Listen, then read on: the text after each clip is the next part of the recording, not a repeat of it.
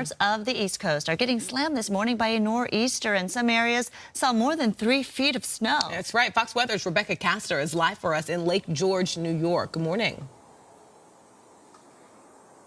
Good morning, Brooke and Sandra. Well, in this region, some parts of Warren County got up to 20 inches of snow. We saw 5 inches here in Lake George yesterday.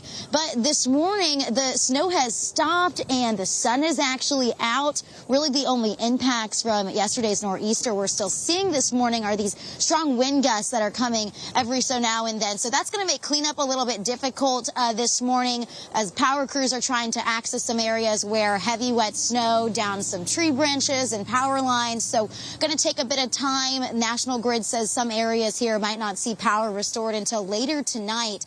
At the peak of the storm yesterday, 6,000 people in this area were without power. So crews have been out first thing this morning working to get that restored. But beautiful Lake George behind me. It's not completely frozen over, but just a gorgeous view out here. Nice to have some sunshine after all that snow yesterday. We had a situation like this in our area, Rebecca, where we were inundated with snow, and obviously it caused a lot of problems for residents in our mountain communities. But I know snow is something normal up there near Lake George. Were people prepared for this dumping?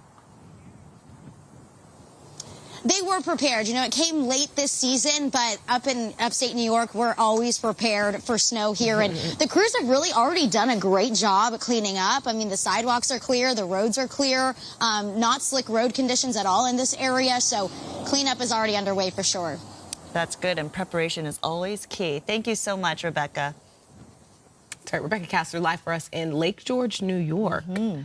Doesn't look like that outside right where we are today. Samada, specifically in terms of snowfall, right? But yes, we were tracking that nor'easter, and it continues to spin away from areas of New York and New England. There's still a slight opportunity. Areas of Boston could see a little bit of some snow showers. High pressure across a good portion of the midsection of the states here, and Chicago doing pretty well. Again, under the area of high pressure, things are dry there. Meanwhile, from one coast to the other coast, the West Coast, we've been dealing again with relentless rain, tapping into the tropical moisture. That atmospheric river continues to drive in that plume of moisture. At this hour, we are still dealing with the light to moderate and pockets of heavier rain activity. And speaking of the heavier rain, some locations that is dealing with that right now, areas across the Inland Empire, Ontario, Rancho Cucamonga, we're talking about precipitation rates at this hour, 0.32 inches. And unfortunately, that is strong enough and heavy enough to lead to some roadway flooding concerns. So we'll be watching that. If this is part of your ride this morning, you want to make sure you plan ahead and stay off the roads if you can. Again, if you can, but if you have to travel, make sure you do it safely and slowly. Flood advisory in places like the Inland Empire at this hour due to the heavier rain activity. And Long Beach and portions of Orange County also under the flood threats. Santa Clarita Valley, and San Fernando Valley, that also applies to you as well. We've been getting, again, so much rain, and we're now above average for this time of year for the month of March. And downtown LA, record-breaking for the day. They picked up 1.89 inches of rain. That beat the old record of 1.74 inches that was set back in 1930. So there's still an opportunity of some passing showers, but we are seeing these conditions improve into the afternoon hours.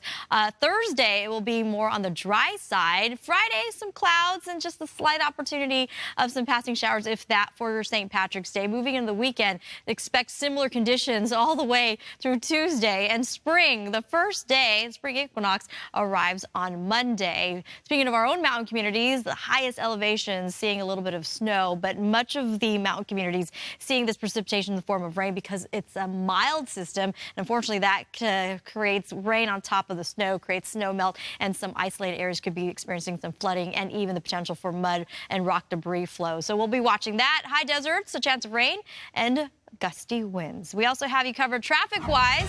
Again, the roads are very wet. Over to Colton on the southbound side of the 215 at La Cadena Drive. A two-vehicle collision is currently taking away the right lane of traffic, and a trouble spot in Anaheim, northbound side of 57 at Lincoln Avenue. A solo vehicle collision is blocking the right lane of traffic. Drive careful. Now back over to you, too. All right, Samantha, thank you. Still ahead, some popular mid-sized SUVs received poor ratings for protecting passengers during a crash. Right, but next, elementary students in Inglewood are getting ready to hold a sit-in.